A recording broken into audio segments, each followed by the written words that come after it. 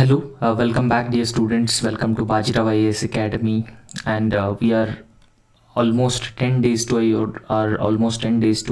UPSC prelims examination. So in this last 10 days of prelims examination, so I've compiled few important current affairs, so we'll try to discuss them in an exam relevant manner very briefly. So we'll cover as many current affairs as possible so that they will be helpful for your examination, right? So now, firstly, we'll start this discussion by talking about one important topic that is regularly in news, and in fact, it is also in news because there were attempts that India welcomed to be part of this NATO plus grouping, and NATO was also in news because of the Russia-Ukraine war that took place and recent NATO's overtures in the Eastern Europe. So, what exactly is this NATO plus, and which are the member countries of this NATO grouping, and how NATO plus is different from NATO? So, we'll try to understand in a very brief way. Since Russia-Ukraine war is in news since last 2 years, there is a probability and there is also a chance that NATO plus may be asked in your UPSC examination. So recently, a US Congressional Committee has recommended that strengthening the NATO plus, and they have suggested that in the NATO plus grouping, India should also be included. So as of now, this NATO plus is a 5-member grouping, and this US Congressional Committee has also recommended that India should be part of this NATO plus grouping. Why? Because in the Indo-Pacific region, it has been gaining a lot of prominence and a lot of geostrategic and geopolitical significance in recent times. And in fact, India is one of the key players in the Indo-Pacific region. There is no doubt about that.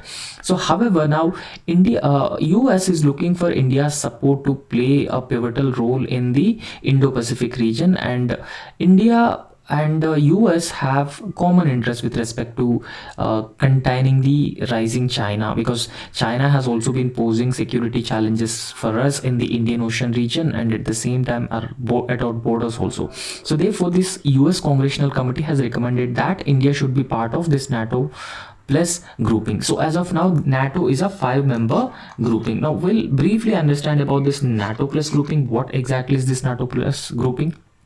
We all knew that this NATO is the North Atlantic Treaty Organization, right? So this NATO as a bloc, it stands for collective security of all the member countries.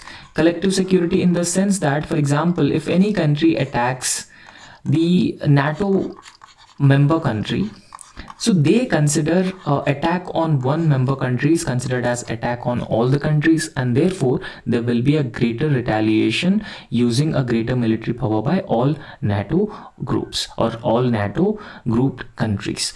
Now, in fact, it is a grouping of the NATO and 5 different countries. So what are those 5 different countries? So these 5 different countries are very often considered as the close allies of USA. So the 5 different countries including Australia, New Zealand, Japan, Israel, and South Korea. However, recently there are some suggestions that India should also be included in this NATO plus grouping. Okay, so what exactly is this NATO plus grouping? NATO plus is it is a security arrangement. It is a security arrangement between all the NATO countries and 5 non-NATO member countries, right? So security arrangement in the sense that, for example, as I've already told you that NATO is a collective security organization, and NATO has 31 member countries. Clear? Now, apart from NATO, there are another 5 countries which are not part of NATO, but now NATO plus those 5 countries are recognized as NATO plus countries. So those NATO plus countries including Australia, New Zealand, Japan, Israel, and South Korea. So essentially, the NATO plus was formed to address the rise of China or to contain China in the Indo-Pacific region, right? So this NATO plus was formalized in the year 2019. So as I've already told you, that this US Congressional Committee has recommended inclusion of India in the NATO plus, right? However, India is very averse joining all these organizations because India traditionally follows a policy of strategic autonomy, right? So if India joins any of such organization, it feels that its policy of strategic autonomy will be compromised, right? So a select committee has said that including India in this NATO 5 plus grouping will build upon US India ties, and at the same time it will also strengthen the global security and deter the aggression of countries like China in the Indo-Pacific region, and this is what the committee has recommended, right? So we'll briefly understand what exactly is this NATO grouping. So we'll try to understand this in such a manner that it is only relevant for our examination, so that it will be clear for you also, right? Now, what exactly is this North Atlantic Treaty Organization? So as I've already informed you that NATO is a 31 member country grouping, or it is a transatlantic alliance. So now what exactly is the transatlantic alliance? So transatlantic alliance include countries in the North America and Europe also. So it is 31 like-minded countries in North America and all most of the European countries. So when it was established in April 4, 1949. Okay, so this is the time when it was established, and it was established through Washington Treaty. You just remember this one.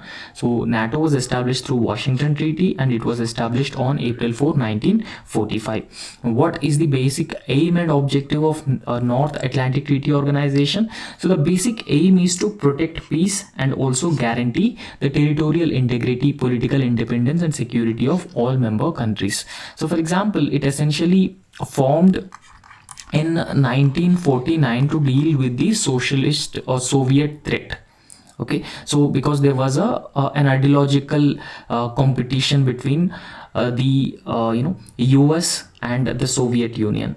So in order to face the threat of the Soviet Union, NATO as a grouping was formed, and this NATO has since from its formation has tried to expand itself up to the borders of Russia. And in fact, one of the reasons for Russia's military operation or attack on Ukraine is also Ukraine's willingness to join in this NATO grouping, right? So NATO was formed by Washington Treaty, and it was established in April 4, 1949. So I hope it is very clear. And what is the basic aim of this North Atlantic Treaty Organization? So they protect peace and also guarantee the territorial integrity of all the members which are part of the NATO grouping, and also they aim for the political independence and security of the member countries. Now, as I've already told you that they consider attack on one is an attack on all. So this is the principle that they usually work on. So what is this Article 5 of this Washington Treaty? Now, Article 5 of the Washington Treaty specifically talks about attack on one is considered as attack on all. Now, this is further elaborated as if any armed attack occurs against any of these member countries which are part of the NATO grouping. Now imagine that Canada is part of the NATO grouping, and if in case tomorrow Russia attacks Canada, then all NATO member countries including US, countries in the Europe consider it is the attack on their sovereignty. So therefore they will give the collective response under the aegis of North Atlantic Treaty Organization against Russia. So therefore if any attack takes place against any of these member countries or member states, so it should be considered as attack against all members. And at the same time, so in this retaliation, all members shall assist the attacked member with the armed forces if necessary. Now the headquarters of NATO is located in Brussels, Belgium. So these are some of the basic details with respect to the North Atlantic Treaty Organization, but you should remember this.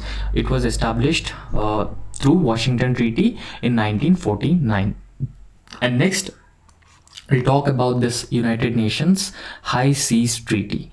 Now, in fact, it is said that it is first High Seas Treaty that was adopted by the United Nations, and because of that reason it is also very, very important, right? So recently United Nations, so this is a global body, a global governance institution. So United Nations recently adopted the first ever international treaty to govern the high seas and at the same time protect the remote ecosystems to vital which is being considered as vital to humanity. Now what exactly is this high seas?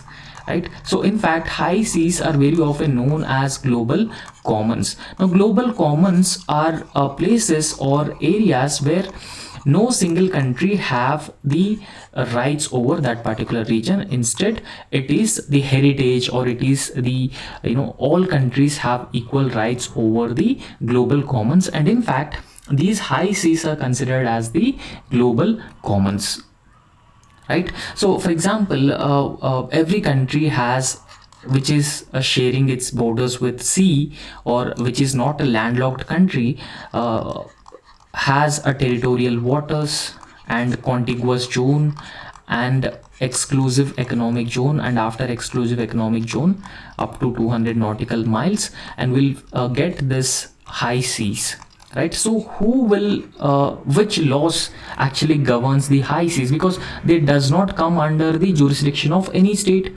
right? So because of that reason, United Nations recently adopted the first ever international treaty which is governing the high seas and also protecting the remote ecosystems, which are vital and which are very important for the humanity. Now the high seas are also, very important for the ecosystem conservation, and in fact they play a very important role for the humanity as a whole, because trade and communication, okay, so trade and transportation of goods, and at the same time fishing, but excessive fishing is a challenge.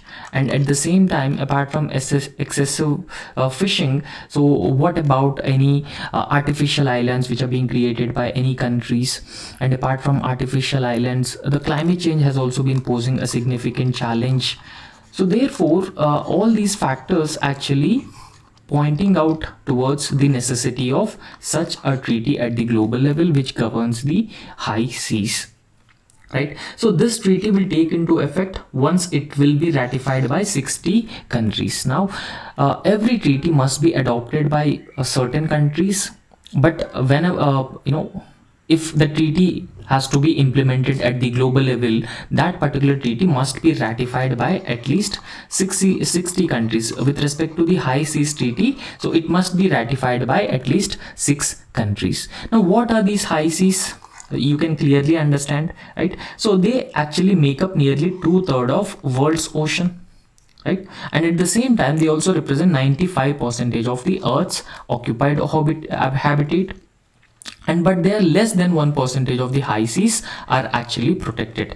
Now why less than 1% of the high seas are protected? Because these high seas does not come under the jurisdiction of any country, and because of absence of law in the high seas, most of these high seas are very often neglected, and they does not come under any law, or they does not come under the jurisdiction of any country. So therefore there is a chance that illegal activities would takes place in these high seas, and at the same time the hunting, poaching of aquatic animals would also takes place on a large scale, and the illegal fishing is also one of the major problem in these high seas, and shipping should also be governed and regulated in these high seas. So in order to identify all the existing challenges with respect to the high seas, United Nations actually adopted this high seas treaty, right? So it will come into existence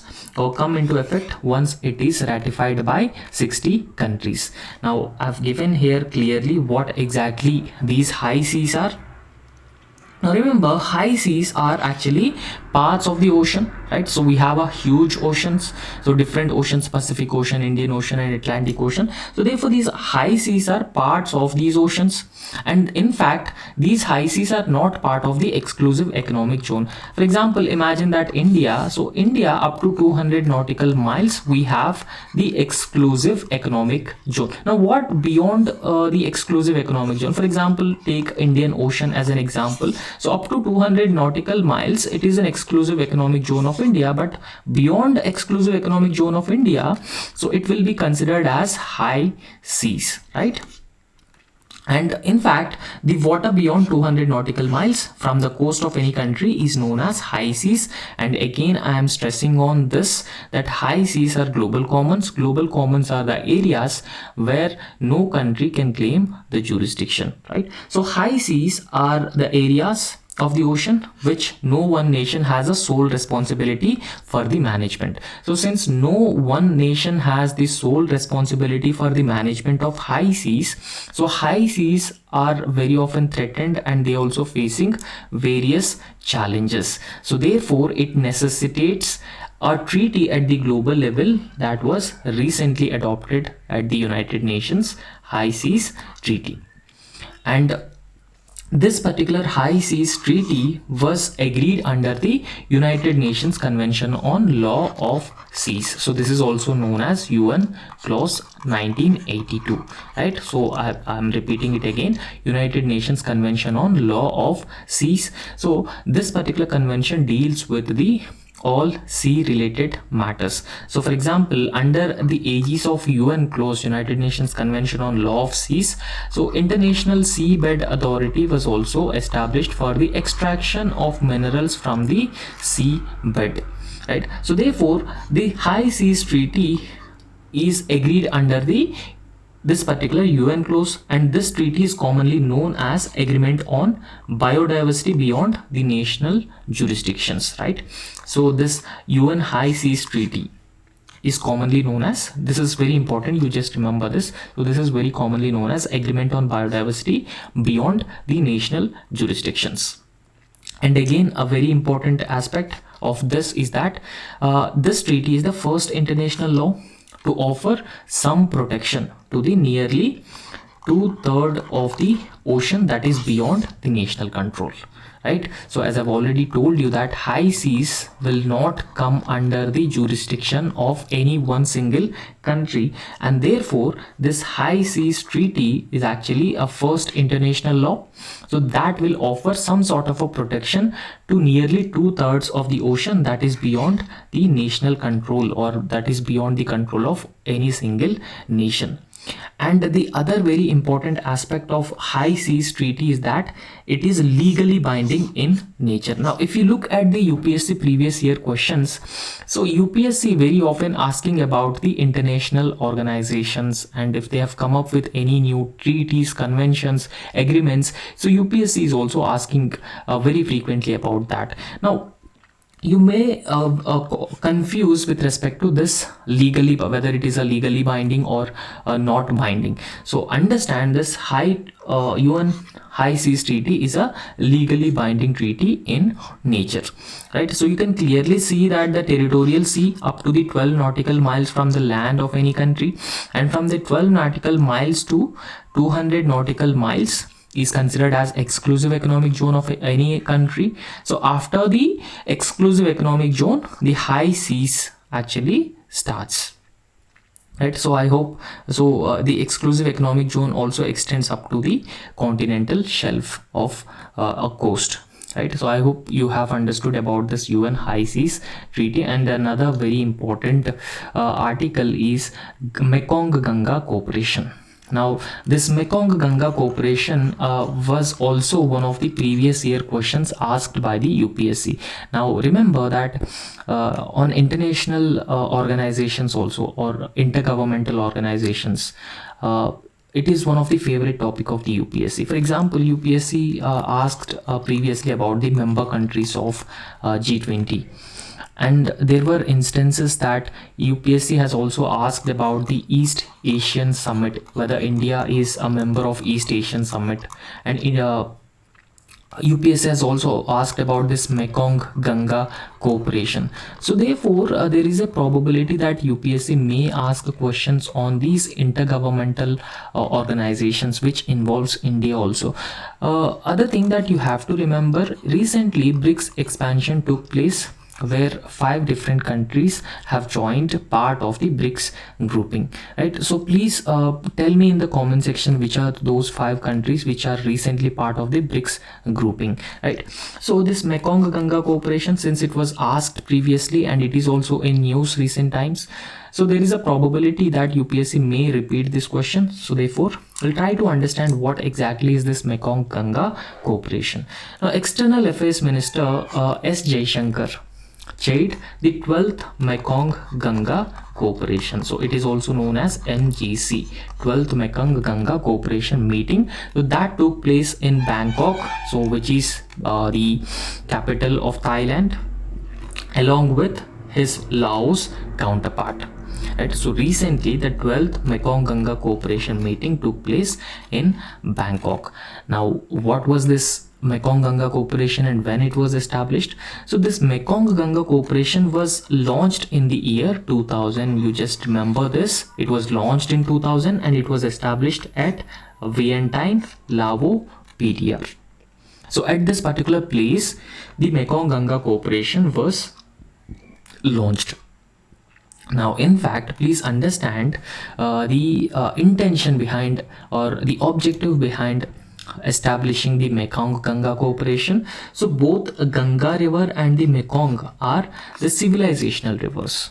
Okay, so we knew that Ganga River is a civilizational river and a lot of things are being attached to the river Ganga from the history that we know as of now. So therefore, both river Ganga and at the same time river Mekong, so which flows across this Southeast Asia, are considered as the civilizational rivers in the region. So therefore, this Mekong Ganga Cooperation as an initiative actually aims to facilitate closer contacts between India and its Southeast Asian countries, and at the same time the people who are inhabiting within these two major river basins, right? So see, India always wanted to establish positive or friendly ties with all Southeast Asian countries, because India and all these Southeast Asian countries have a lot of potential in terms of population, in terms of manufacturing,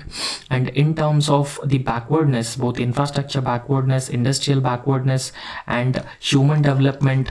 So all these indicators have been pointing towards the fact that so both India and Southeast Asian countries have commonalities, and we also have shared interests, shared culture, and good people to people ties. So therefore there is a huge potential to develop together, and at the same time there is also a lot of potential to significantly step up our relationship with all these Southeast Asian countries. And in fact, India earlier launched the Look East policy during Prime Minister Narasimha Rao in 1990s, and when NDA government came to power in 2014, this NDA government changed the Look East policy into the Act East policy, and in fact this Act East policy is more proactive engagement with the all Southeast Asian countries by India.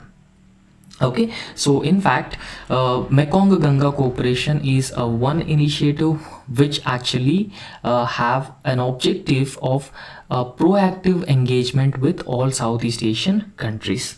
So this Mekong Ganga Cooperation meeting or its meetings are actually co-chaired alternatively every year between India and one of the 5 Mekong countries. Now briefly understand the member countries of Ganga Mekong Cooperation, right? So this is very important. Okay, so the member countries of Mekong Ganga Cooperation including India and 5 Asian countries. We all knew that when we talk about the Association of Southeast Asian Nations, so it is an intergovernmental organization of 10 nations. But when we talk about the Mekong Ganga Cooperation, so India plus 5 countries of this Asian grouping out of 10 countries. Now what are those 5 countries? So they include Myanmar, Thailand, Laos, Vietnam, and Cambodia. So all these 5 countries including India have come together and they have formed this Ganga Mekong Cooperation. And another very important topic is India Middle East Europe Economic Corridor. Now this particular corridor is very often in news, and it is very frequently in news. Why? Because recently India convened the G20 summit, and India was the president of that particular summit in the year 2023, right? So during India's presidency of the G20 summit, this India Middle East Europe Economic Corridor was launched, and in fact this particular corridor is considered as the game changer in the area of infrastructure development and connectivity. Why? Because if you look at the India Middle East Europe Economic Corridor, they keep India at the center, because it starts from India, goes all the way to the West Asia, so that including Israel from West Asia, so it is being linked with the larger Europe. Now in fact traditionally India has depended on the Central Asia. So India always looked to improve its connectivity with the Central Asia, because Central Asia had the potential, or had the scope of linking India with the larger Eurasia also. And because of that reason, India wanted to significantly improve connectivity with Central Asia. However, due to certain roadblocks or certain challenges, we were not able to improve connectivity as we have actually desired. But Chabahar port in Iran, especially India maintains this Shahid Beheshti terminal of this particular Chabahar port, so which directly links India from western coast Chabahar port, from Chabahar port through rail and road connectivity to this Afghanistan. Okay, so that we can bypass Pakistan, and then when we access Afghanistan, so that will also provide us the larger access of the Central Asia, and it is one of the mineral rich region. And apart from that, the Central Asia also connects India with the Russia. This is also energy resources rich region, and at the same time it is also connects India with the Eurasia. So however, if you look at the India Middle East Europe Economic Corridor, and in fact this is the first corridor which has been linking India with the Europe from Central West Asia, right? So recently Prime Minister of India announced the launch of India Middle East Europe Mega Economic Corridor. So this was announced by Prime Minister Narendra Modi, right? So about when we talk about the India Middle East Europe Economic Corridor, first and foremost we need to talk about the member countries which are actually included in the project or in this particular corridor. So the member countries included India. Obviously the project starts from India, and from UAE, Saudi Arabia, European Union, and France, Italy, Germany, and US. And in fact US was also involved in this India Middle East Europe Economic Corridor, and that is a very significant aspect. Because see, now if you look at the trade with these European and North American countries, especially with the US, India has been enjoying the surplus trade. Okay, so India has been enjoying this surplus trade, but on the other hand, when you compare, when you look at India's trade with China, or when you look at India's trade with other Southeast Asian countries and East Asian countries, we have been seeing the deficit trade, not trade surplus, but deficit trade. So therefore, it is in our benefit that if we significantly improve the connectivity, so that would also give a potential advantage for India's trade. So connectivity is a game changer without a doubt. Now better connectivity actually means that India can significantly enhance or increase its exports from India to these European countries, including US also. So that would significantly increase the proportion of trade that is being carried out between these two regions. Now this India Middle East Europe Economic Corridor actually comprising of the Eastern Corridor, now Eastern Corridor and the Western Corridor, right? So this Eastern Corridor connecting India to the Gulf regions, right? So this is the Gulf region. So Eastern Corridor actually connecting India with the Gulf region. And sorry, that is not the West Corridor, but next we have a Northern Corridor. As I've already told you that this is the Eastern Corridor, which is linking India with the Gulf region. And after we're done with this Eastern Corridor, now we have to focus on the Northern Corridor. So this Northern Corridor linking or connecting the Gulf region with the larger Europe. So that is how this India Middle East Europe Economic Corridor actually works, right? So in fact, how these goods are actually transported from one region to the other region. So through shipping, so we transport these goods up to UAE. From UAE, either road or rail network, we transport goods up to the Haifa port of Israel, and from Haifa port will be connected with the Mediterranean Sea. From the Mediterranean Sea, these goods will enter into the Europe. Okay, so that is how it actually conceptualized. And the India Middle East Europe Economic Corridor actually includes a railway and ship rail transit network. Okay, so in fact, imagine that this is not a single mode transportation network. This is not a single mode transportation network, rather it involves rail, road and ship network and different trade routes or different routes which are actually part of this particular project. So in the coming times, it will be a major medium for the economic integration between India, West Asia and Europe. Okay, so when the connectivity is developed, so it would be obviously a major medium of integration, especially the economic integration of the people. Now understand that earlier also UPSC has asked about this Chabahar port. Now, what is the reason that India now dependent or India developing this Chabahar port?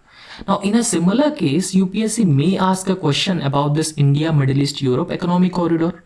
And recently, US President, Joe Biden has also made statements that one of the reason because of which Hamas attacked Israel is because of India Middle East Europe Economic Corridor. And this was also the reason because of which Hamas attacked Israel.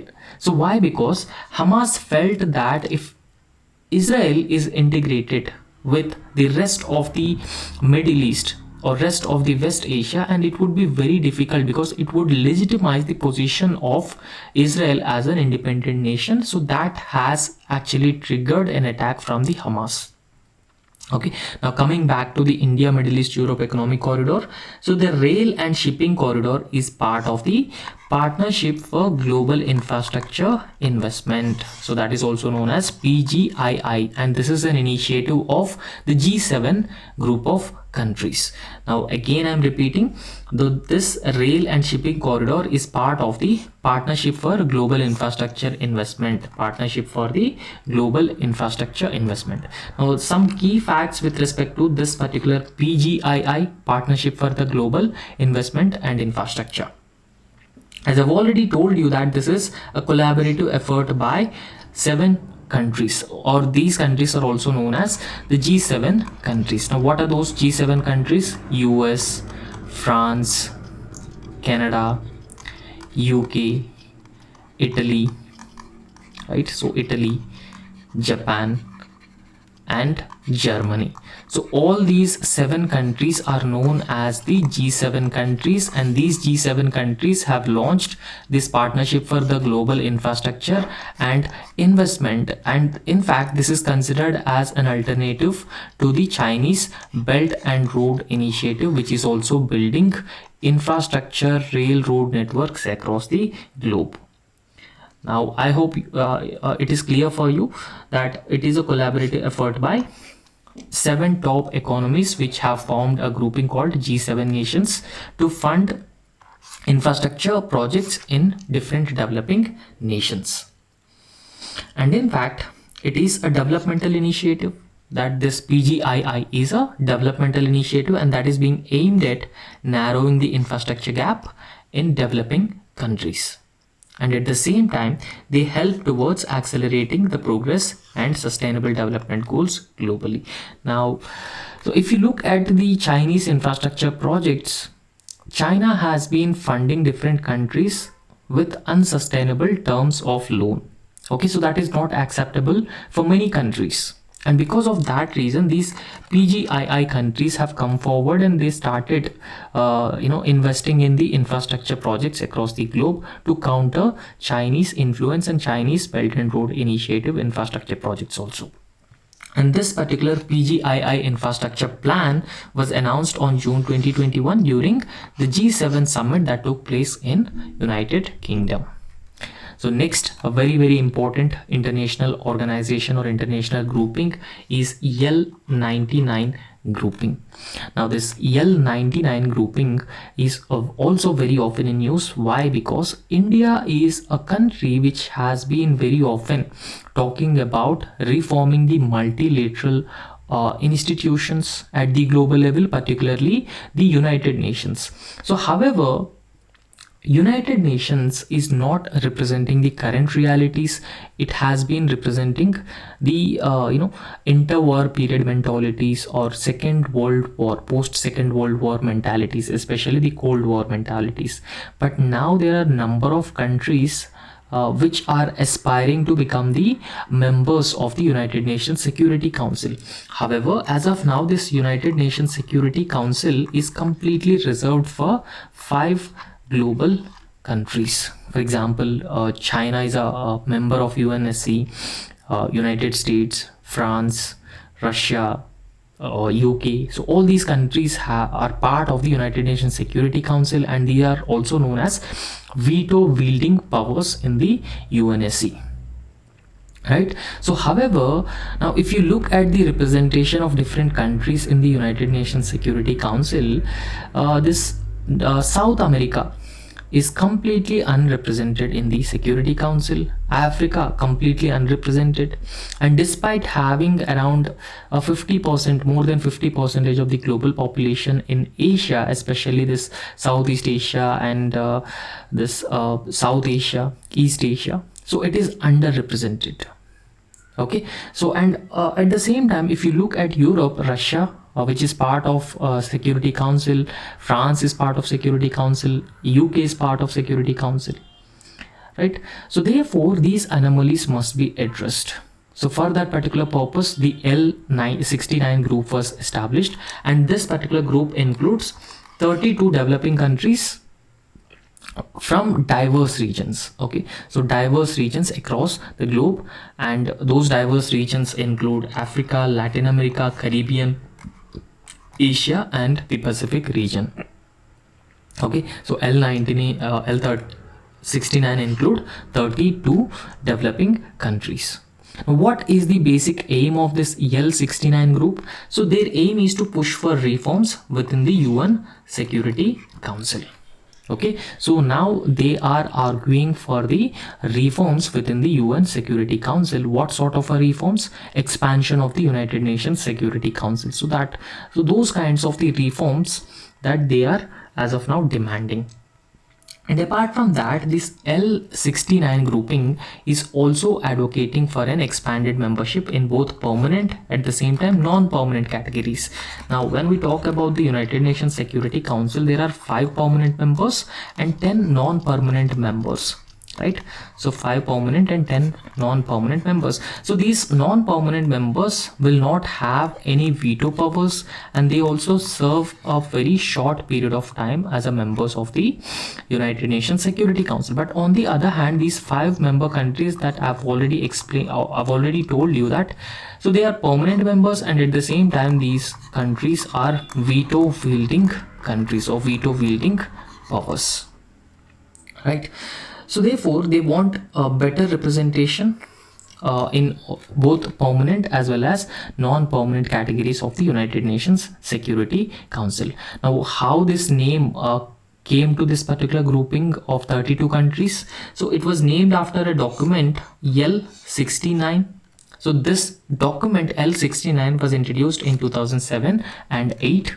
And members include countries like Russia, Brazil, Nigeria, India, and others.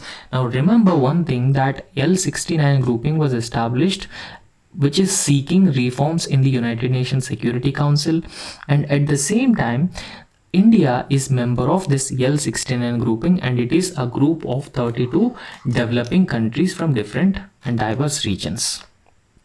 And after that, we have another very important topic, that is a global partnership on artificial intelligence.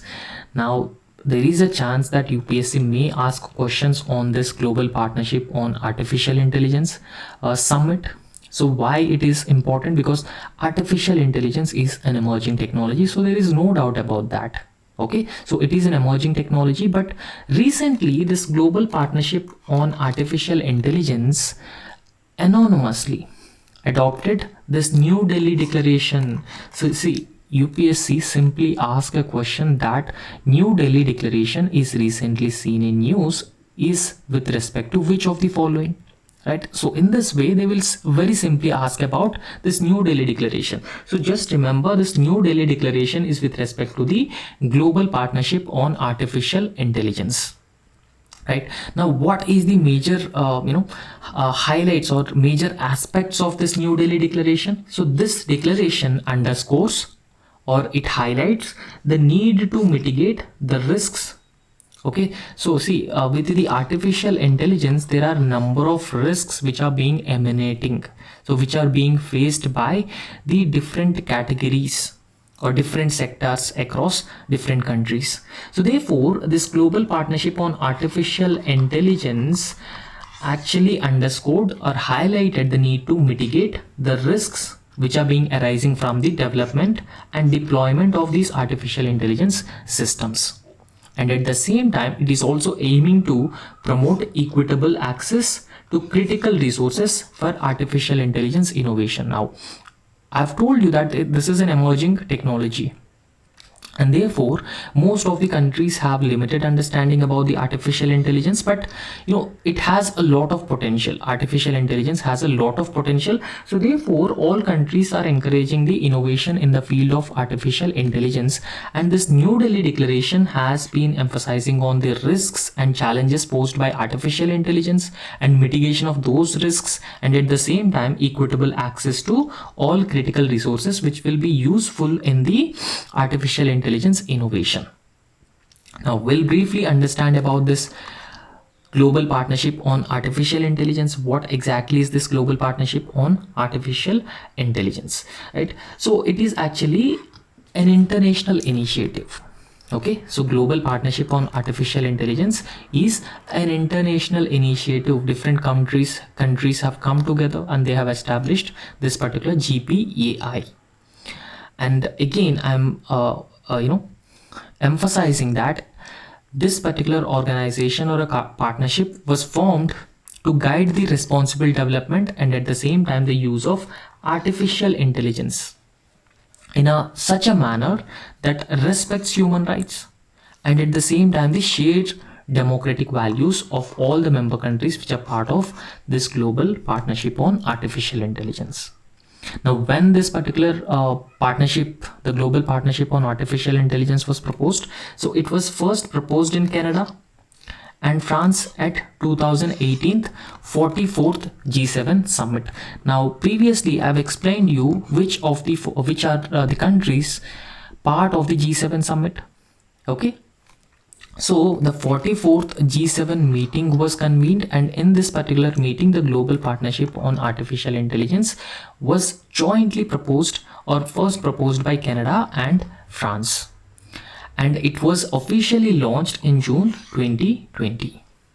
Now this global partnership on artificial intelligence initially started with just 15 members, right? So or 15 countries were initially part of the global partnership on artificial intelligence, but now if you look at the total membership of this grouping, as of now 29 member countries are part of the global partnership on artificial intelligence. Now apart from that, a few important countries which are part of this particular global partnership on artificial intelligence include India, United States, UK, France, Japan and Canada.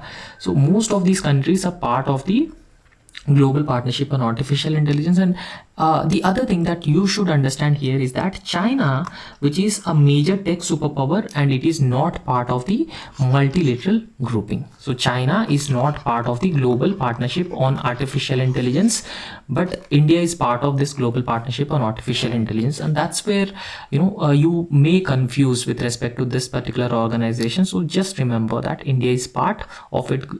Part of this grouping, and recently a New Delhi declaration was also adopted, but China is not part of this. And this global partnership on artificial intelligence is hosted by the Organization for Economic Cooperation and Development, which is also known as OECD. Now also remember that India is not part of this OECD grouping, Organization for Economic Cooperation and Development. But on the other hand, the global partnership on artificial intelligence is hosted by the OECD. Okay, Organization for Economic Cooperation and Development. So after that, there is another very important issue, current affairs issue. So that is India led Global River Cities Alliance that was launched at COP28 meeting recently. Right, so we all knew that the COP28 meeting took place in United Arab Emirates. Okay, so why it is called as India-led Global River Cities Alliance, what is its basic objective, and why it was launched, we'll understand all these basic things. So since it is an India-led Global River Cities Alliance, so this could be very, very important, right? So a national mission for clean Ganga. So we all knew about this. Okay, earlier I've explained you that river Ganga is a civilizational river. So since it is a civilizational river, but it has been facing a lot of challenges, or the river is being considered as one of the most polluted river in the world. So right, so it is most polluted river in the world. However, it has a lot of cultural and civilizational significance for all the people, and in fact around, we can say that 30 crore people are depending on the river Ganga. But on the other hand, the contamination and degradation of waters of river Ganga would be would actually poses long-term challenges for the people and their livelihoods, and even for the environment also. So in order to rejuvenate river Ganga, in order to free river Ganga from the pollution, the National Mission on Clean Ganga has launched by the union government. Okay, so the objective of National Mission for Clean Ganga is to make river Ganga free from the pollution. So I hope it is very, very clear for you. Now this particular National Mission for Clean Ganga in return launched Global River Cities Alliance at the COP28 in Dubai. Okay, so Conference of Parties 28, so which is held every year under United Nations Framework Convention on Climate Change. Okay, so United Nations Framework Convention on Climate Change conducts COP28, and this National Mission for Clean Ganga has launched this Global River Cities Alliance. Okay, so it was launched at COP28 Dubai. And also understand, this National Mission for Clean Ganga implements government's flagship Namami Gange program.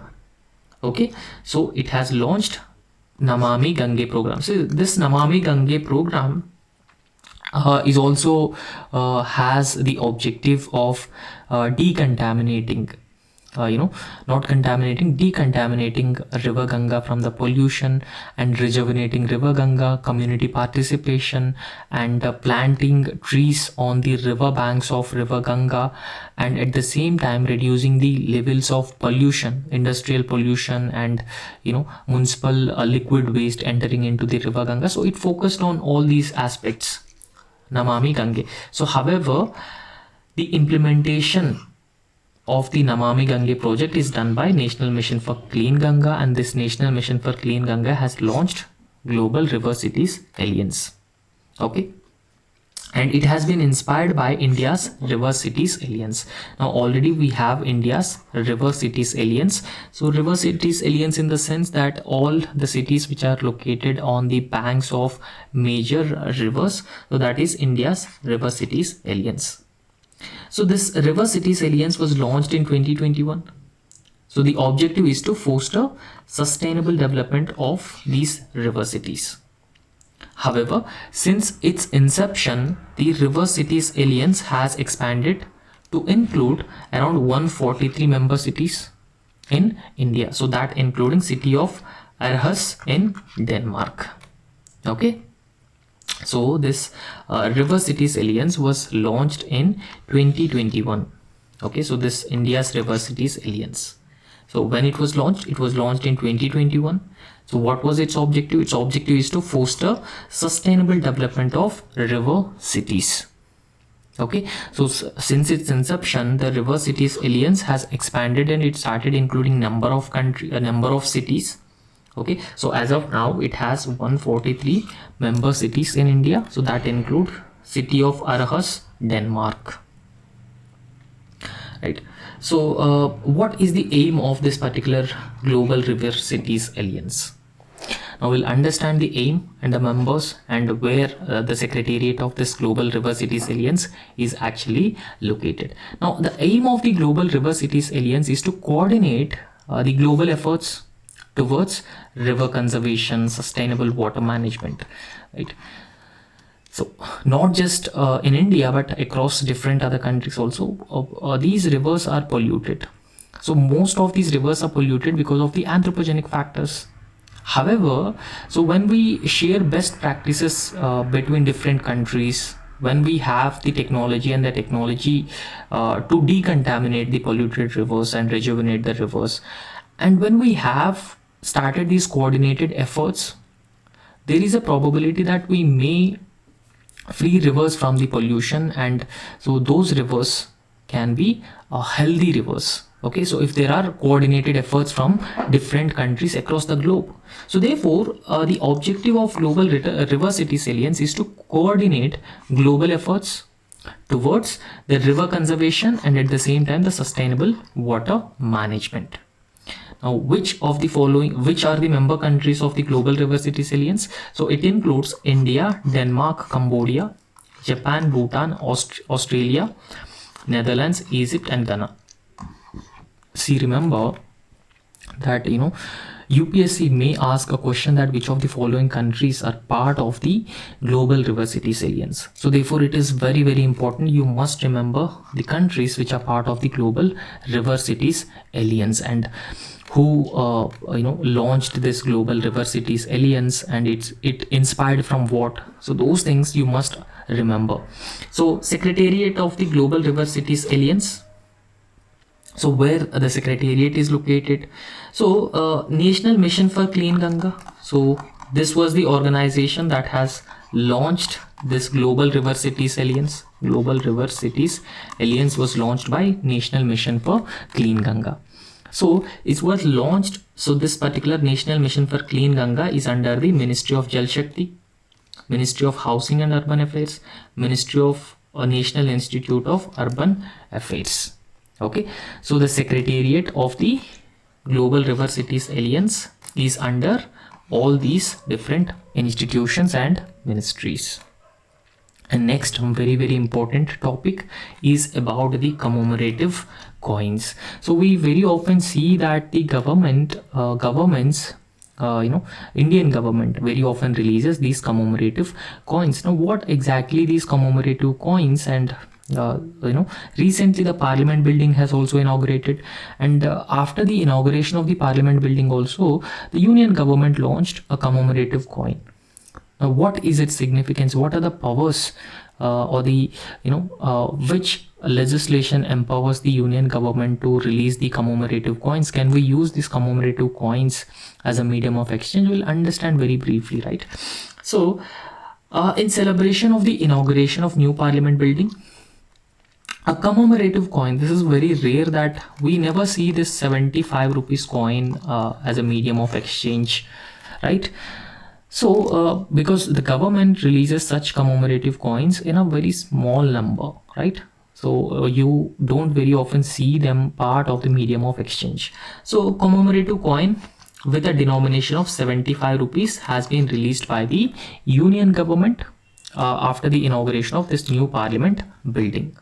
So the first commemorative coin was released in 1964. So in this particular year, 1964, the first commemorative coin was released by the Union government and honored Jawaharlal Nehru following his death or following his passing. In 1964, the Union government issued first commemorative coin to honor Jawaharlal Nehru. And in fact, the Coinage Act of 2011, this particular legislation empowers the central government. Okay, so this legislation empowers the central government to design and even mint coins of different denominations. So as per this particular act, the central government mint coins and at the same time design coins with different denominations, with RBI primarily handling the distribution of coins supplied by the central government. So this is very, very important. You just remember this with respect to the commemorative coins. Okay, so this was the legislation so which has been empowering the central government, and at the same time RBI is also involved in handling the distribution of these coins. Now all coins which are minted at the 4 government owned mints, so they including Mumbai, Hyderabad, Kolkata and Noida. Okay, so that's all about the commemorative coins, and after that we'll briefly understand about this lightweight payment system. So what exactly is this lightweight payment system? So recently Reserve Bank of India has introduced the concept of lightweight payment and settlement system. And this lightweight payment and settlement system is also known as bunker. Okay, so it is also called with the name bunker. So that is a lightweight payment and settlement system. So this particular system is designed for operation with a minimal staff. Okay, so less staff is required for operationalization of this lightweight payment system, and at the same time it also offers a lot of flexibility to function from any location. So we can work from this lightweight payment system can work from any location, especially during emergencies like natural disasters or war. So the infrastructure of this particular system will remain independent of existing payment technologies such as a unified payment interface, NEFT and RTGS. So therefore this lightweight payment system will remain independent of the existing payment methods and technologies, and the central bank has not provided any specific timeline so for the official launch of this innovative payment system. Okay, so because this innovative payment system, it is innovative because it works with minimal staff and it offers a lot of flexibility to function from any location, especially during the natural emergencies, and this is very significant aspect. And you just remember this with respect to the lightweight payment system, and also it is also known as bunker. And after that, the Deposit Insurance and Credit Guarantee Corporation. So this is also in news very often. So we'll understand what exactly is this Deposit Insurance and Credit Guarantee Corporation. So this is a statutory body. Okay, so Deposit Insurance and Credit Guarantee Corporation. Now I'll explain you what exactly is this body and why it was created, right? So for example, imagine a person A and he deposited 10 lakh rupees in a bank. Okay, so 10 lakh rupees in a bank called SBN, right? So SBN where he deposited 10 lakh rupees. So imagine that due to the economic crisis, the SBN default of the SBI took place. So now bank is not in a position to repay this 10 lakh rupees to person A who deposited in this bank. Now this Deposit Insurance and Credit Guarantee Corporation would intervene.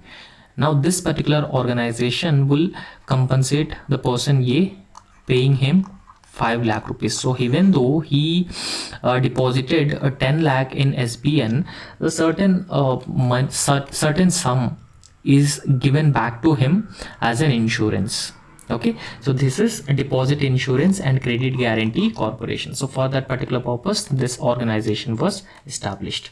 So it is a statutory body and it was established under Deposit Insurance and Credit Guarantee Corporation Act of 1961.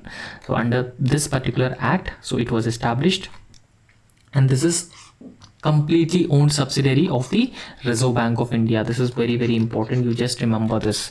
So it is a completely owned subsidiary of the Reserve Bank of India. And in fact, this Deposit Insurance and Credit Guarantee Corporation so provides deposit insurance, and this deposit insurance works as a protection cover for bank deposit holders. In this case, person A who holds 10 lakh rupees or who deposits 10 lakh rupees in a bank called SBN. Now in this case, if you imagine, it provides a deposit insurance that works as a protection cover for the bank deposit holders when the bank fails to repay to its deposits. Okay, so this is the overall objective of the Deposit Insurance and Credit Guarantee Corporation, which was established under this particular Act of 1961. Now, the agency insures all kinds of deposit accounts of banks. Okay, so what kind of accounts? So that includes savings account, current account, recurring account, and even the fixed deposits up to a limit of 5 lakh per account holder per bank. Okay, so this is the maximum limit up to which the Deposit Insurance and Credit Guarantee Corporation can actually insure a person in any bank holding any of these said accounts. So in case individual deposit amount exceeds the 5 lakh in a single bank, so only 5 lakh including the principal and interest will be paid by the Deposit Insurance and Credit Guarantee Corporation. So if bank becomes bankrupt tomorrow. Okay, so this is about the Deposit Insurance and Credit Guarantee Corporation. Now you don't need to fear when you invest or when you deposit your money in one particular bank. So because of the assurances or the insurance provided by the Deposit Insurance and Credit Guarantee Corporation. So after that, another very important topic is Bharat Bill Payment System. What exactly is this Bharat Bill Payment System? So this Bharat Bill Payment System is actually an integrated bill payment system. Okay, so it actually integrates everything at one single place. So therefore it is an integrated bill payment system, and that bill payment system collects billers, users offering anytime, anywhere services across India. And in fact, no. So when we talk about the digital payments in India, so India is the leader of the digital payments. So in fact, India is the largest country in the world in terms of digital payments. So therefore, innovation in the field of digital payments has been taking place over a period of time, and one such innovative method is Bharat Bill Payment System, and this is an integrated bill payment system. So this particular integrated bill payment system connects billers and users. Now, for example, right, so the household or a person A, so he wanted to refill his cylinder, gas cylinder, LPG cylinder. Now in this case, LPG cylinder is a biller, right, and he will be the user, right? So this particular Bharat Bill Payment System actually connects the billers and users at one single place, anytime, anywhere services across India. So you can see a range of services, both a biller and the user are being connected under the Bharat Bill Payment System. So therefore it provides a reliable and safe platform for making transactions, and it also cataloging various utility providers under one single platform, and for that particular purpose the Bharat Bill Payment System was launched. And in fact, it serves as a central reference for customers who are making various payments, including utility bills, loan repayments, FASTag recharges. And in fact, it is also said that it is reliable, safe for the transactions which are done through the Bharat Bill Payment System. And after that, there are different payment channels also. So what sort of a payment channels? For example, the Bharat Bill payment transactions can be initiated through various payment channels. So payment channels in the sense that through internet, mobile banking, bank branches. So all these things can be used for the payment to the billers through Bharat Bill Payment System. So however, it involves or it includes number of stakeholders like so it was the Bharat Bill Payment System. So it was essentially conceptualized by the Reserve Bank of India. So when it was conceptualized in 2013. And in fact, the Bharat Bill Payment System, even though it was conceptualized by the Reserve Bank of India, it is a product of the National Payments Corporation of India, and this National Payments Corporation of India runs Unified Payment Interface. Okay, so we'll understand what exactly is this National Payments Corporation of India very briefly.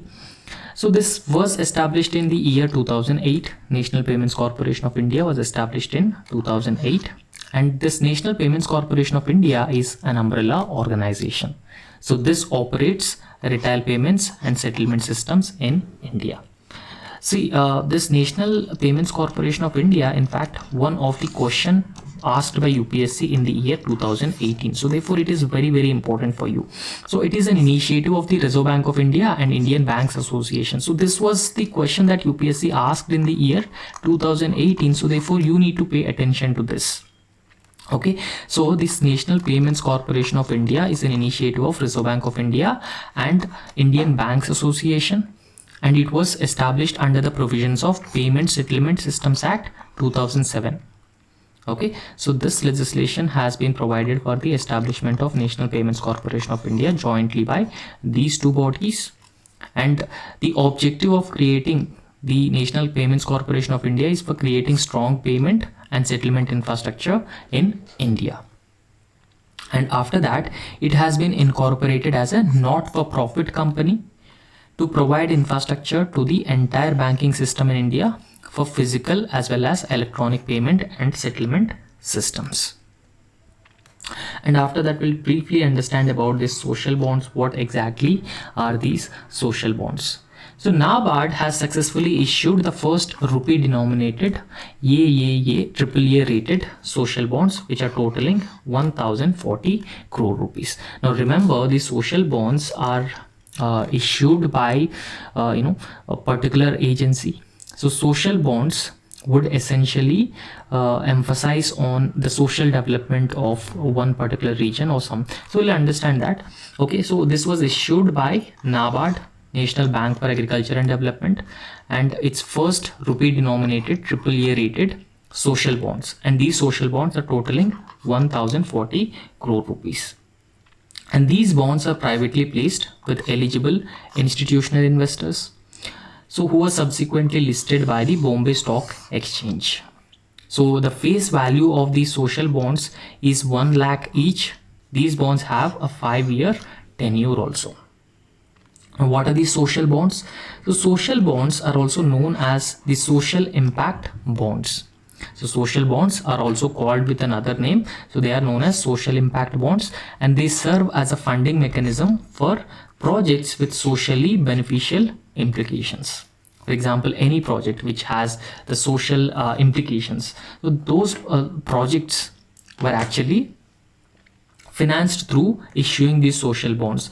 Now, for example, a bond is being issued, a person who is concerned with the social development, so he can invest, and because these social bonds are also very often secure and they offer a good rate of interest, a good rate of returns. So because of that reason, people generally invest in these social bonds. The tenure of the social bond is 5-year tenure. Okay, so it is essentially bondholders provide capital to the issuer. For example, imagine that in this case, NABARD is issuing these bonds, and imagine that there is a person called Ye, and this person purchases these bonds from NABARD, and in return he will pay the money to the NABARD, and who in turn utilizes the funds for projects which are aimed at societal well-being. Now in this case, NABARD will use those funds for the societal well-being. So this Pimpri and Chinchwad Municipal Corporation and United Nations Development Program India collaboratively introduced India's first social impact bond. So see, this is very, very important. You just have to remember this one. And after that, we'll briefly understand about this, LIBOR. Okay, so what exactly is this LIBOR? So LIBOR means that a transition from Indian interbank offered rate. So LIBOR is a LIBOR, so it is London interbank offered rate. So we'll briefly understand what exactly is this London interbank offered rate. So this London interbank offered rate is a benchmark interest rate at which major global banks lend to one another. Now imagine that there are number of global major banks. So these global banks also lend to other countries, to other banks at a certain sum of interest rate. Okay, so that is fixed by this global interbank offered rate. Now how are domestic banks actually lend money to other banks or individuals or investors at a rate which is being fixed by the RBI? So in a similar way, this London interbank offered rate is a benchmark interest rate at which major global banks lend to one another. Now RBI has been suggesting a transition from London interbank offered rate. We'll understand what exactly is this. Now recently Reserve Bank of India has instructed banks and other regulated entities to make a transition from the London interbank offered rate and Mumbai interbank forward outright rate to widely accepted alternative which is available reference rate such as secured overnight financing rate. So this was also known as SOFR, secured overnight finance rate, right? So what is this Mumbai interbank forward outright rate? So this Mumbai interbank forward outright rate is the rate that Indian banks use as a benchmark for setting prices on forward rate agreements and derivatives. So in fact, this MIFOR is a mix of London interbank offered rate and forward premium derived from the Indian forex markets. And in fact, this Mumbai interbank forward outright rate is currently published by Financial Benchmarks India Private Limited. So we'll understand this London interbank offered rate and why RBI has recommended to make a transition from this London interbank offered rate. So this LIBOR is a benchmark interest rate, so at which major global banks lend to one another in the international interbank market for short-term loans that I've already explained to you this. And in fact, this London interbank offered rate acts as a benchmark for short-term interest rates, okay, so across the globe between different banks. And in fact, this London interbank exchange rate is an indicator of health of the financial system, and it also provides an idea of the trajectory of implementing or impending policy rates for these central banks. So this London interbank offered rate is also the basis for consumer loans in countries around the world. So it impacts the consumers just as much as it does financial institutions. So next, urea gold. So this is also a very important topic. Urea gold. So what exactly is this urea gold? Urea gold is recently launched as a new variety of urea coated with sulfur, right? So the urea which is being coated with the sulfur and which is known as the urea gold. So this is how the urea coated with the sulfur actually looks like in a gold color. And this urea gold is an innovative fertilizer. So why it is an innovative fertilizer? Because this urea gold actually aims to address the sulfur deficiencies in the soil and more economically and efficiently than the neem coated urea. Now earlier a neem coated urea was introduced because neem coated urea actually slows down the diffusion of the nitrogen into the soil. So thereby, the soils will not be contaminated with the nitrogen, and at the same time plants would also receive the required amounts of the nitrogen over a period of time. So in fact, it will not contaminate the soils, and it also improves the health of the soils, and that is the advantage of this neem coated urea. Now what is the advantage of the urea gold over this neem coated urea?